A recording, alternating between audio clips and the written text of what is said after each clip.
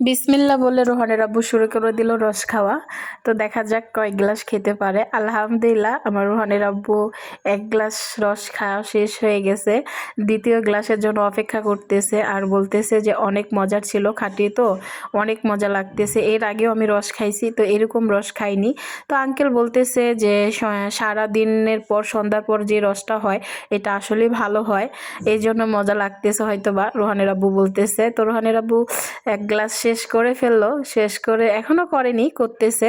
আবার দ্বিতীয় গ্লাসের জন্য রেডি হয়ে যাচ্ছে স্বামীজান আমার।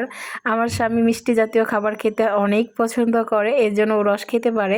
তো রস খেতে খেতে সেই ছোটবেলা অতীতের কথা তার মনে পড়ে গেছে। রোজার মাসে রোজা থেকে নাকি ভোরবেলা চলে গেছিলো রস খাওয়ার জন্য, ভুলেই গেছিলো তারা নাকি রোজা। তো সেই অবস্থায় রস খেয়ে বাসায় চলে আসছে আর আমাকে বলতেছে তুমি খাও। আমি বললাম না, তুমি আরেক গ্লাস খাও।